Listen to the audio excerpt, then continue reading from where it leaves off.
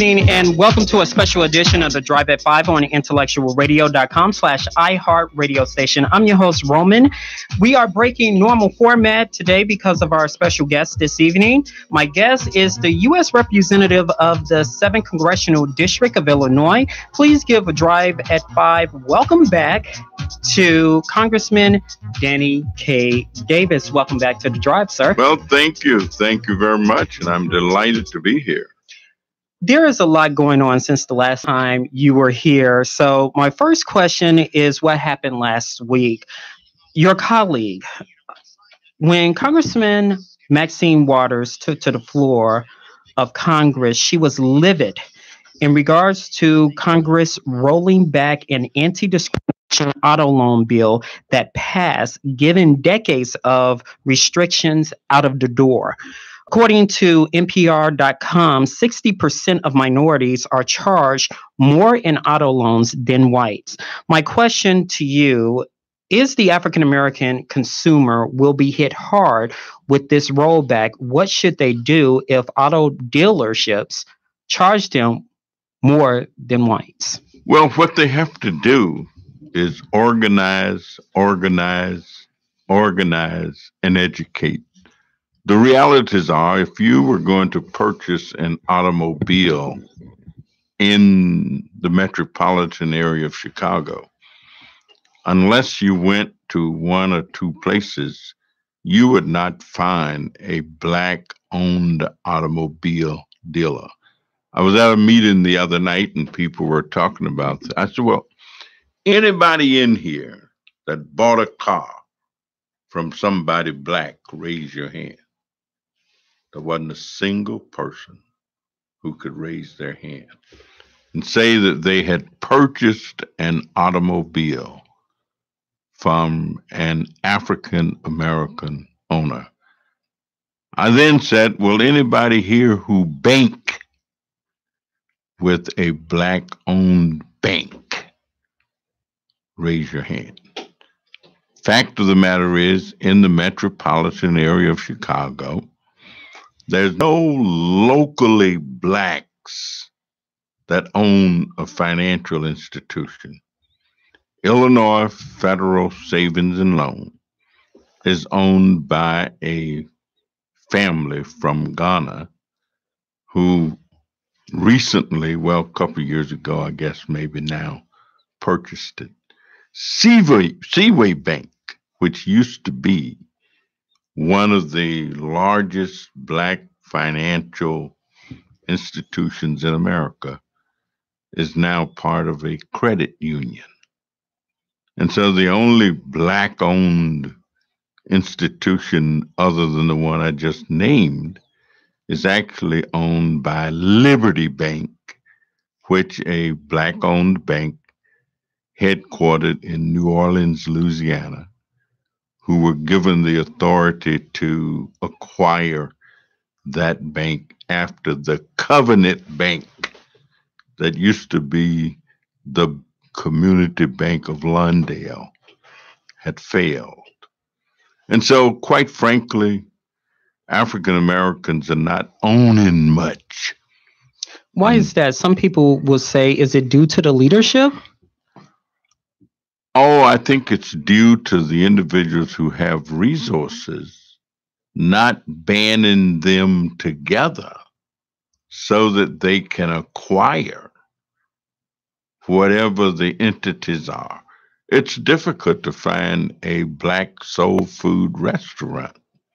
You come to the west side of Chicago, for example, and MacArthur's.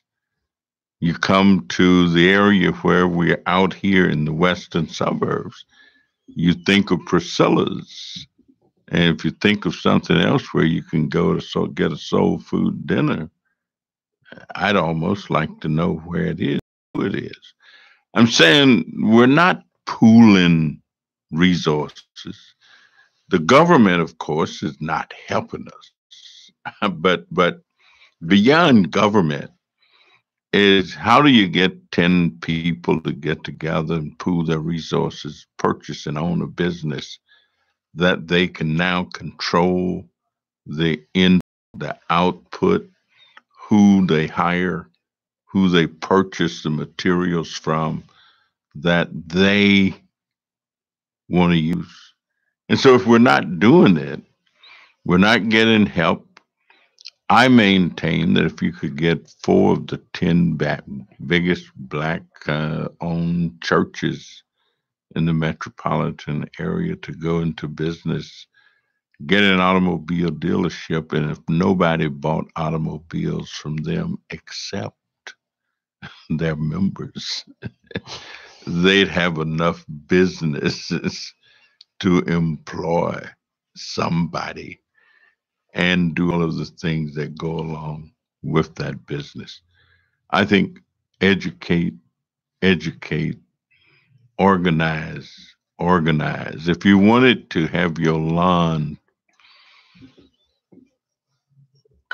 fixed or whatever, in all likelihood, you'd have trouble finding a black landscaping company to come and cut the grass and do whatever else it is.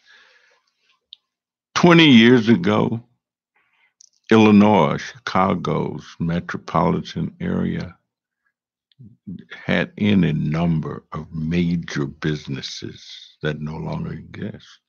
When you get out of the financial services, like investment companies and investors and this type individual, you're just not finding many more. So you need a community that is replete with laundries, with cleaners, with restaurants, with small businesses where you can keep the money in the communities and in the neighborhood. I have a follow up regarding the first question. The subject showcasing the prejudice that has been going on inside the government walls. A white congressman told Maxine Waters that she does not know anything about discrimination. Maxine Waters responded, and the chair interrupted her to address him instead of the congressman who made the remark. My question is, the decorum inside the federal government has reached racial lines.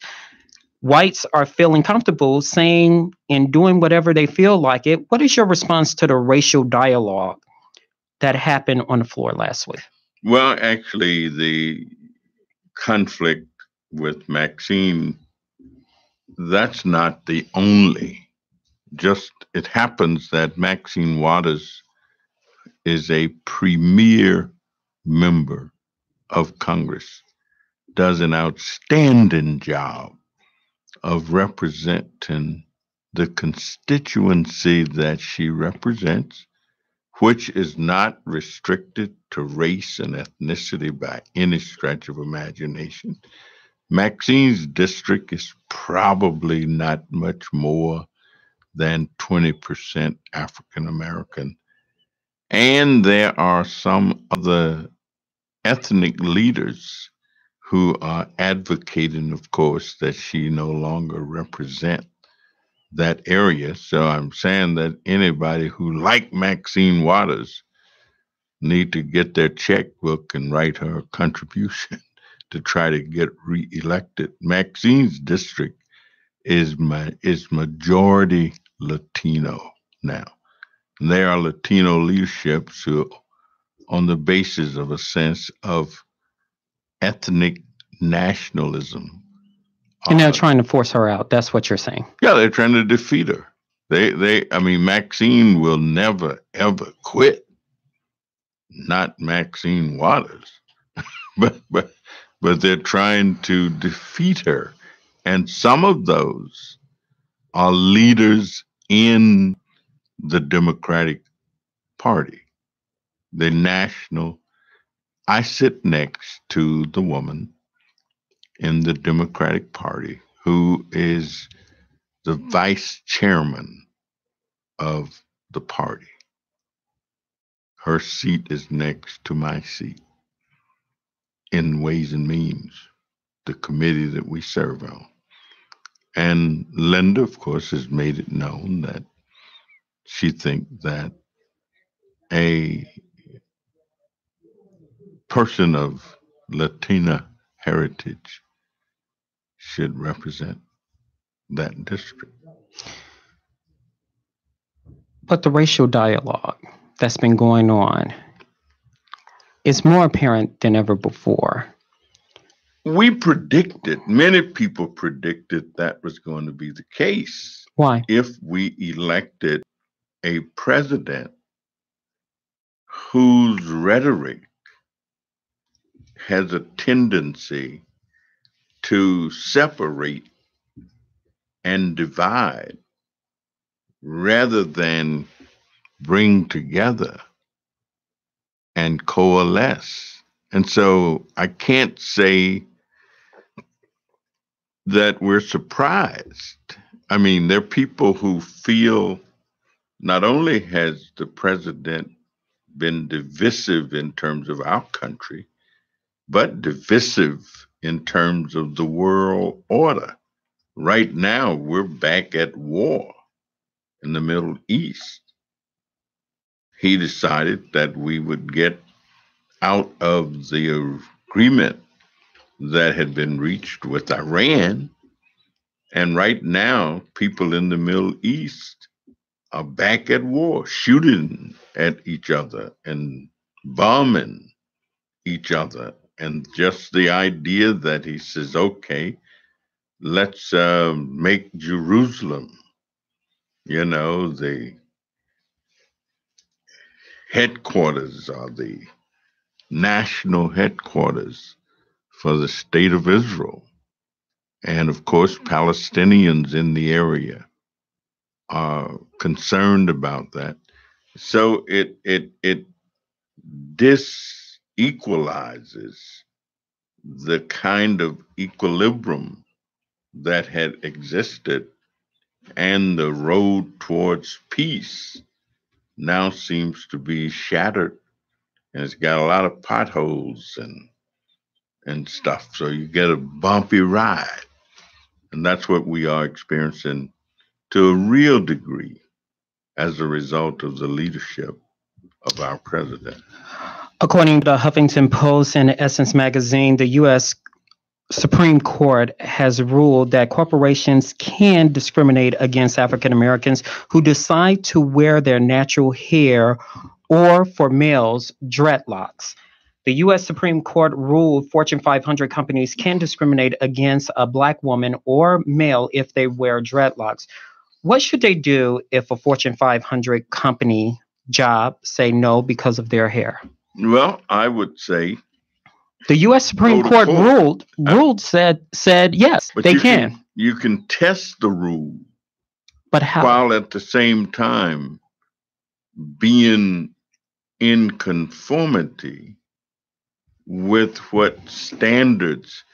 I turned down a job maybe about 40 years ago. I started to take a job with the U.S. Department of what is now Health and Human Services. It was called HEW. And I had a full beard. I don't know if you've ever seen a photograph of myself with a full beard. And so my father was visiting, and I happened to be talking to him. I said, I'm going for this job interview, and I'm wondering whether I should cut my beard off or keep it. And he says, well, what do you think is more important, having your beard or having the job? And so that sounded like a wise answer. So I cut my beard off. And I was amazed, of course, when I got down for the interview. Young fella interviewed me who had on a pair of sandals and some little horn-rimmed glasses. He was a physician. He was a doctor. And so I said, well, maybe I didn't have to do this. But I think you have to make decisions. Sometimes you can make a decision for right now. So I say the difference between government and politics is government is what you got. politics is what you want. And so you're governed by what government is, but there's room for you to express your political views and try to make that become government. And so I probably would say, hey, take the job and fight for the change. I'm saying, I don't know if I'd just turn down a job or if I would allow myself to get fired just because I may have wanted to have my.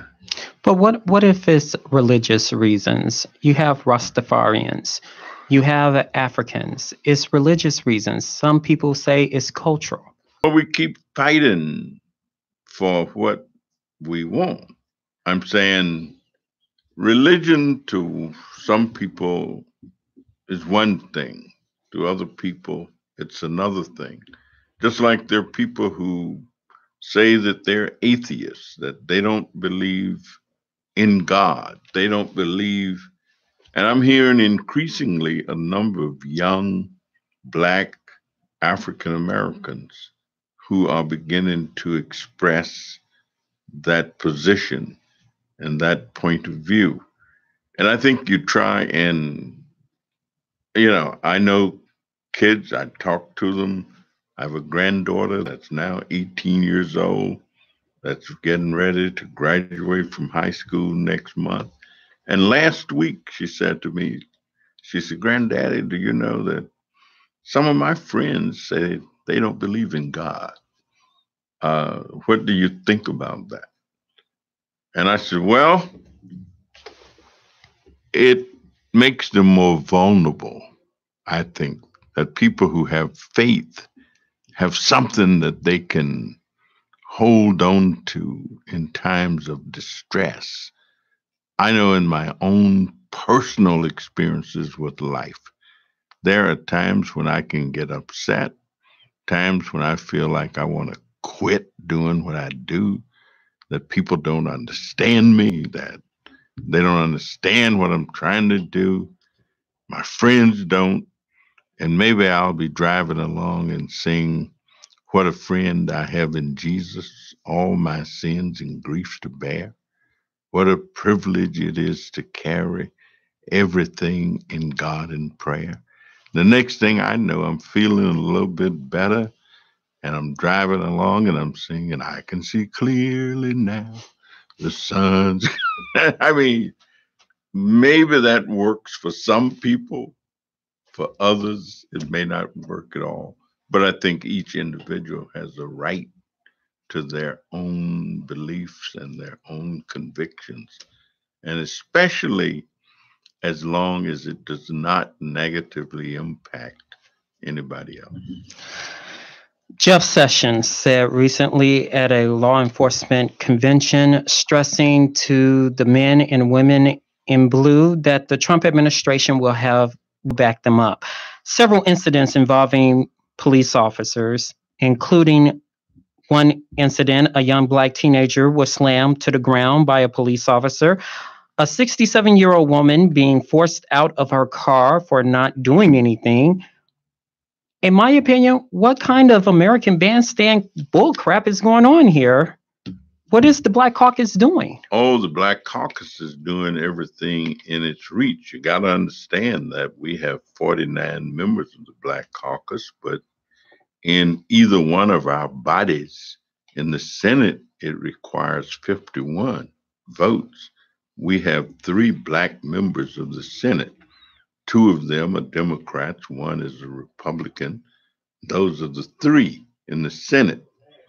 And in the House, we've got 2 Black Republicans who are members of Congress. By and large, in many instances, they're going to be in agreement with whatever the majority party that they are part of. And so being in the minority puts you in a difficult position.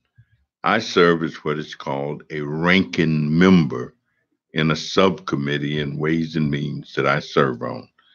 Well, if we were in the majority, I wouldn't be the ranking member. I would be the chairman of that subcommittee.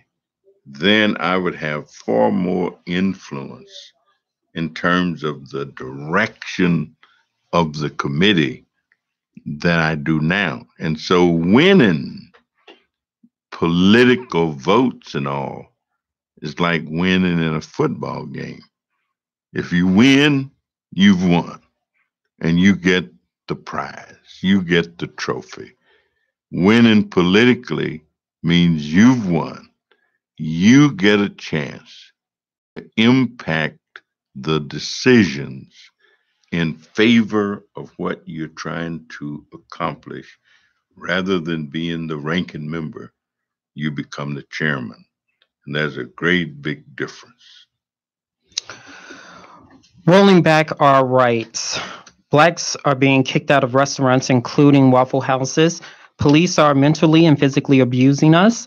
Blacks can't have a meeting at a nice establishment like Starbucks. We cannot have a picnic. We cannot sleep in a highly prestigious university dormitory. We cannot even go to an A and B. And Blacks cannot go on a United Airlines flight because they are curvy. Unless you get white permission, like an entitlement. Are we heading back to a modern day Jim Crow era? I asked this question to you a long time ago. Not so much Jim Crow, but I think we've already gone backwards in terms of our economic plight. If you can't buy a cup of coffee without being harassed at a Starbucks, you get enough of you together, you can buy a Starbucks. And then you decide what goes on in Starbucks. You may not be able to purchase a Starbucks alone, but you can get 25 or 30 of your friends who may have a little piece of money, form a corporate entity and buy a Starbucks. Then you can decide what goes on there. I had an aunt who was kind of a quirky lady, and her husband died. My mother sent me and my sister down to live with her, just to keep her company. And we'd have to go stay with Aunt Ella some nights. And Aunt Ella used to walk around. She said, Jack bought me this house. And he told me, Ella, you can go in this room and do as you please. You can go out in the yard, do as you please, because it is yours. We need to learn how to pool our resources and keep pooling our resources so that we can actualize the economic power potential that we have. And if we do it economically, then we will find that we can do it in other ways as well. So, in essence, you're saying that if we pool our resources together, we'll earn the respect, or we will earn, and if we pull our votes together, we will further earn the respect. Irish Americans are credited with the creation of block voting in this country. The Irish at one time were thought of as second-class citizens, treated badly, lived in the same areas.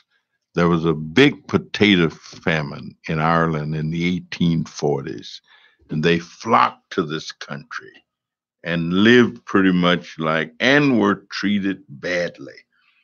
They invented something called block voting. They discovered if they voted alike, they could run the neighborhood where they lived. They could run the town. They could run the county. There are more Irish Americans who work in municipal governments than any other population group that I know about, although they don't have the numbers, but they grow up. The more Irish, I'll bet you, who are policemen in the city of Chicago than any other ethnic group. There are more Irish judges in Cook County, I'll bet you, than any other group. People joke and laugh about how is it that Irish named judges seemingly can get elected.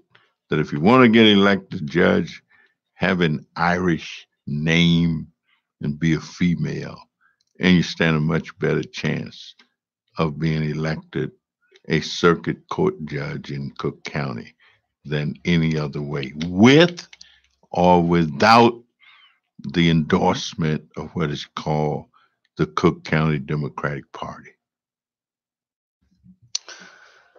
Donald Trump had recently cut public and WIC assistance.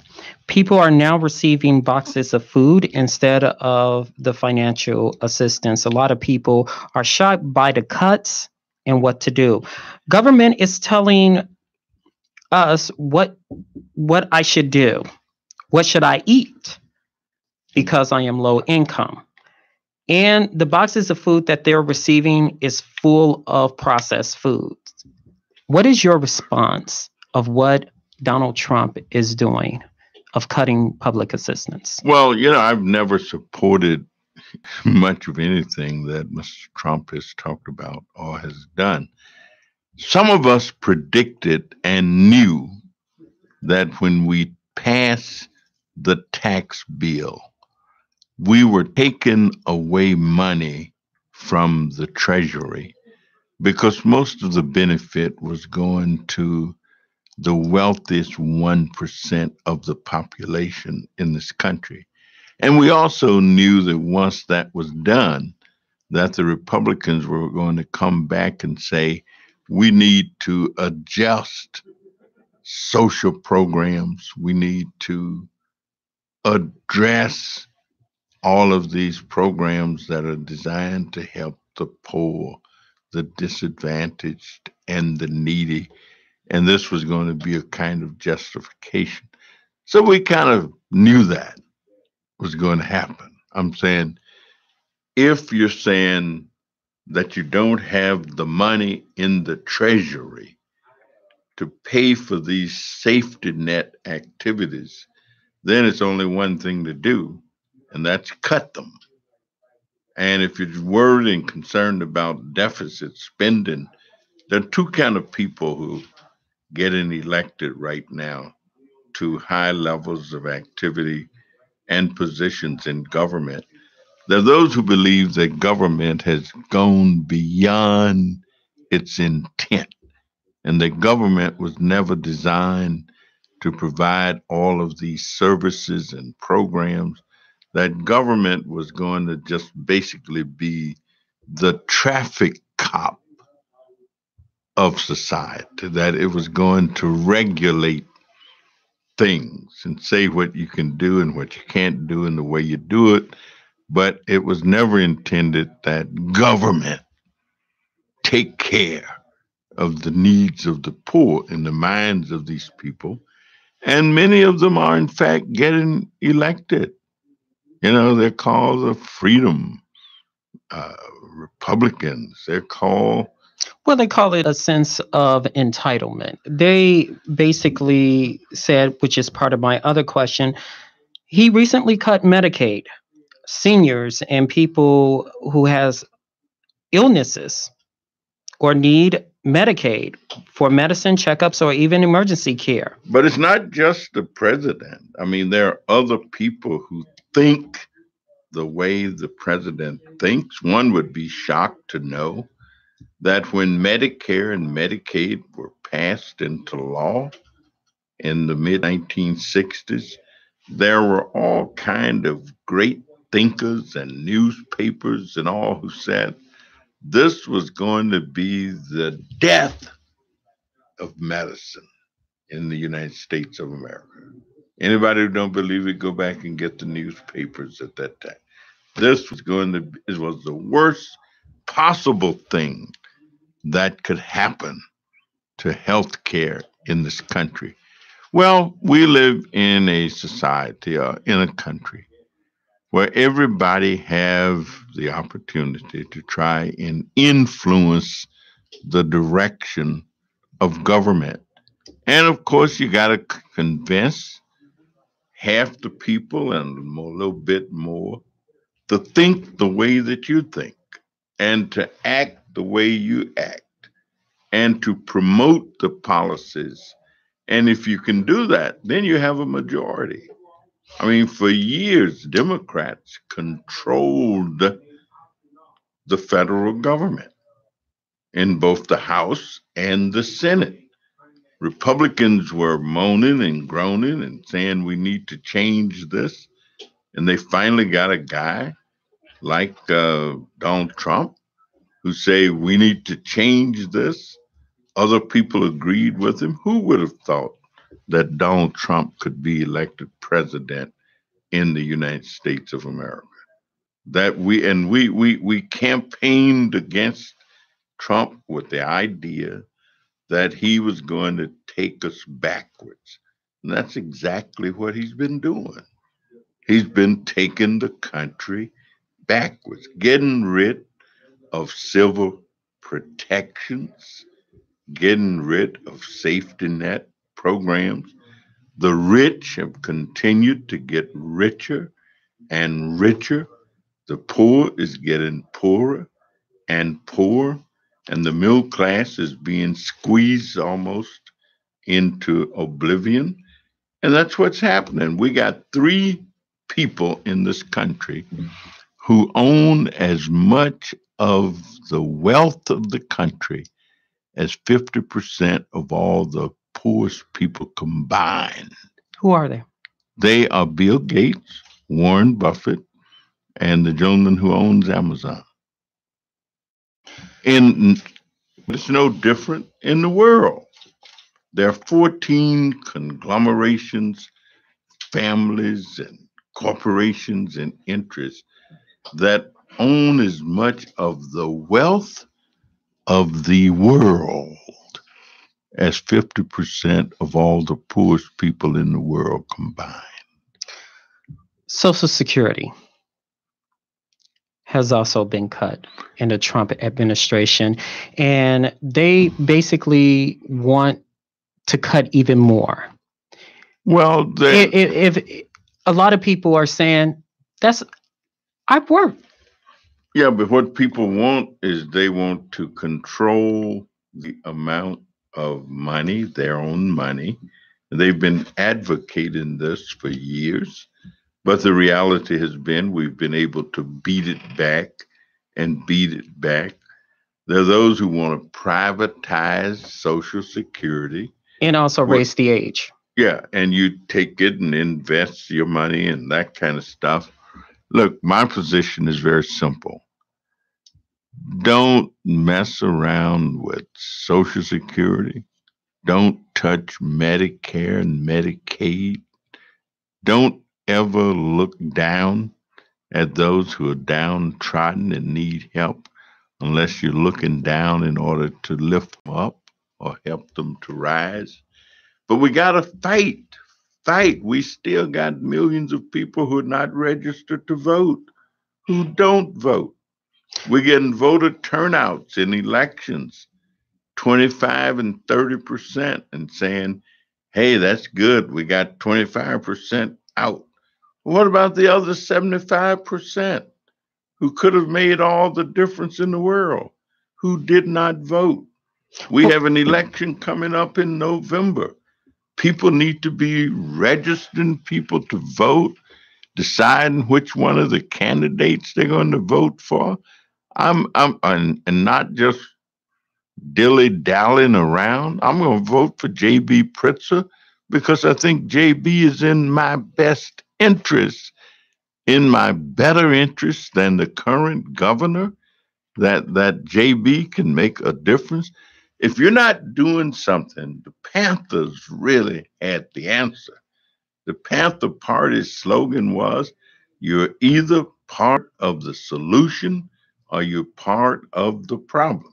Were you disappointed that 3% of millennials voted this past election? Oh, I was very disappointed. I was very disappointed that the voter turnout was nothing comparable. You know, we say that education changes people. It should change people. That education is a little different than just having information. Information means that you know something. Education means that you do something. And so if you don't do something, just knowing it means you got information, but it has not changed you. I know that none of these candidates are ever perfect. There's no such thing as a perfect candidate that's going to get 100% or of the thinking. You don't need that much.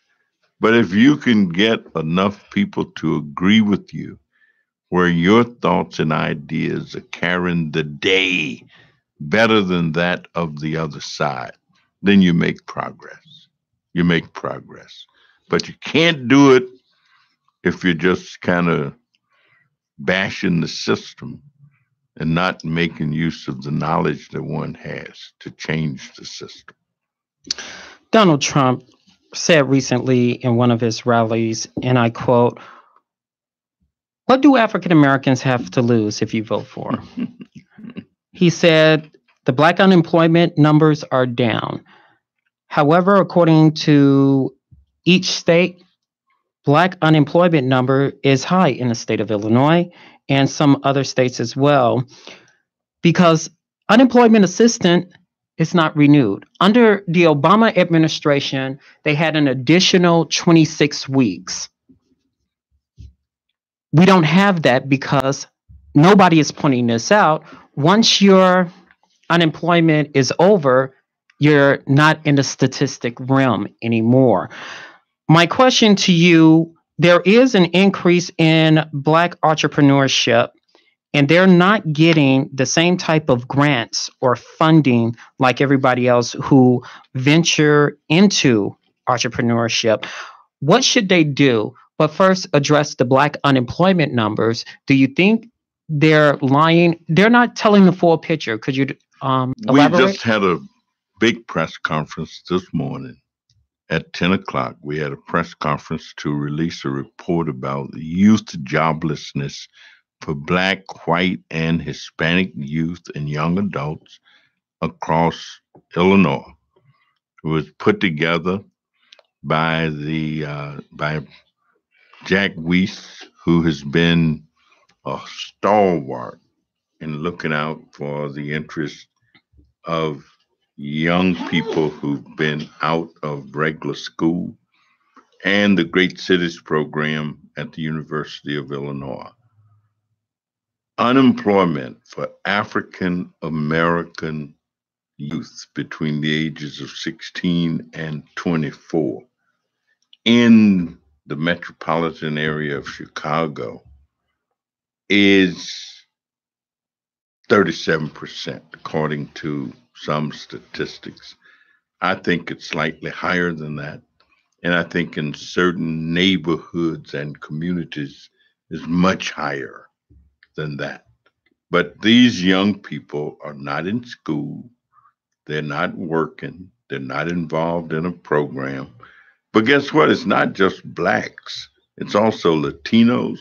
It's not just blacks and Latinos. It's also whites, especially in some parts of Illinois, downstate and other places where farming and all of that kind of stuff has changed.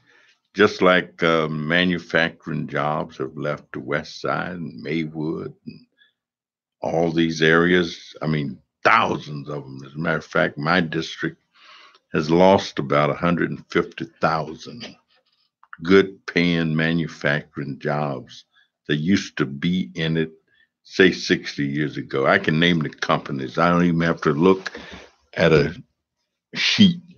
I mean, International Harvester, Sears Roebuck and Company, Allied Radio, General Electric. You just go on down the line. All this good stuff used to be Zenith Television, used to be right there on Austin Boulevard, not far from where I live. And they now make those same TVs in Mexico. And so there are a lot of reasons for all of this. Part of the reason is some of the trade policies that we had. In some reasons, businesses have been able to leave areas that are heavily unionized.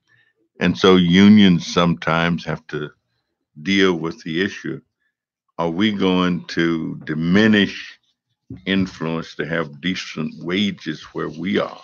Or are we going to push to create decent wages in Mexico and other places so that the same incentives won't exist for business and industry to leave one area, go to another? And as long as these opportunities exist that way, it's going to happen. So we got a lot of work that needs to be done. We've got work that has to be done in terms of trade policy. We have work to be done in terms of training individuals to work in manufacturing, industrial, technical areas where jobs do exist and where opportunities do exist. And they cry every day that they don't have the personnel available, trained to do the work. And that we have ways of altering and changing. One of the first good pieces of legislation that I managed to get passed was an increase. Richard Boykin and I worked on it. Was an increase in the funding for access to jobs programs. That many of the jobs that did exist were in suburban areas and away from the central city. We could get some money for things like reverse commutes, take people out where the jobs were. We created a great opportunity with not FedEx, with United Parcel, where we had buses coming to the west side of Chicago and to 95th Street, pick people up and take them out to Hotchkins, Illinois, where they could go to work and bring them back. UPS had to, even programs where you could get tuition reimbursement and the whole shot. I'm saying there are things that you can do if you have people in office who agree that these things need to be done. I have to. I have a couple more questions for you. I know I'm almost running out of time, but quickly, you were recently honored for your work for Second Chance programs, providing jobs and assistance to individuals who had a record. People are saying about those who do not have a record, and they're saying, "What about me? I cannot get a CTA job unless I'm a felon now." That's not true. I mean, see, my question that's not my question is, what about those people who don't have records and having a hard time getting assistance or good paying jobs? The concept is getting the individuals before they get into trouble with the law. Well, we've always worked on doing that. Um, Ever since I was a school teacher, ever since I was a Sunday school teacher, ever since all of my life. I mean, society has always looked at individuals who were in a better position. The reason we decided to do the second chance and all of that, our country, the United States of America, is the most incarcerated nation in the world. There is no nation in the world that incarcerates as many of its people as we do. And I'm talking about China. I'm talking about India. I'm talking about nations whose populations dwarfed ours. We ain't even in the ballpark, but we still incarcerate more people than any of them. The Second Chance Act, what we did recently, we were honored, of course, we appreciate that, but we were celebrating the 10th year of enactment of the Second Chance Act. There have been more than 700 grantees who've gotten grants from Second Chance money. But that's not the only real deal about Second Chance. There are Second Chance concepts, like the program at the CTA. They don't get any Second Chance money from the Justice Department that administers the program. They got a program they call Second Chance. But there are other cities, there are other counties, there are other states. I think the state of Texas has probably got more second chance grants. They've gotten 17 second chance grants from the second chance money, but they're all kind of private programs. They're all Safer Foundation got 4 point some $1 million not long ago from the Department of Labor for second chance activity. Didn't come from the traditional second chance money. So second chance has become much more than a program. It's a concept that's proven to be effective. Some of the states that have done the best with their second chance money have also reduced recidivism. We have 6 states that have all done much better than Illinois. Yeah, I mean, we do what we do, but they've done better with their second chance programs to reduce recidivism. But it's still coming. We're still working on it. We're getting ready to actually have a forum for people to really get a good look at what Second Chance has done. We've got local folks. The sheriff got $1 million, second chance grant. Safer got $1 million, second chance grant. West Side Health Authority, I think they got maybe $500,000. Second, North Lundale Employment Network, they got a second chance grant. So Illinois has done decently, but has not done as well as some other states at reducing recidivism. But we're coming. We're just as proud as we can be of that action because it's more than just a few grants. It's an idea whose time has come, where people recognize that we do ourselves a disservice when we let individuals remain dependent upon public assistance and not train them, rehabilitate them, put them to work, make them and cause them to become tax-paying citizens who can contribute to the well-being of our country as opposed to being liabilities that the country has to look after. We're just almost out of time, but I have to ask you this question since you're here. You have been in office since 1996 in this current position. I know you were alderman, committeeman. There are rumors speculating that you might retire at the end of this term. While you're here in the flesh, are you retiring at the end of your term? I have not made any determination to retire. You know, I wake up with vigor, vim, and vitality. I wake up looking at all the stuff that need to be done. I don't see nobody I think that would do it better than I do it or would do it as well as I do it. Eventually, everybody retires. But let me just tell you, there are people in Congress who've served 50, 49, 48, all kind of years. I mean, you're a thinker. It ain't like you out cutting logs and stuff where your physical ability to handle an axe, if your mind is sharp, this is a thinking job. This is a job that requires knowledge. Let me tell you what I've done today. My schedule today, I did this press conference with these other groups. Then I met with J Street at 12 o'clock. Then I met with the regional director of HUD, with Reverend Chetwin Rogers, that owns a tract of land, he and his church, and they want to build a senior citizen building right there at Washington and Cicero. And of course, I'm here now. I got a staff meeting coming up that I'm going back to right now.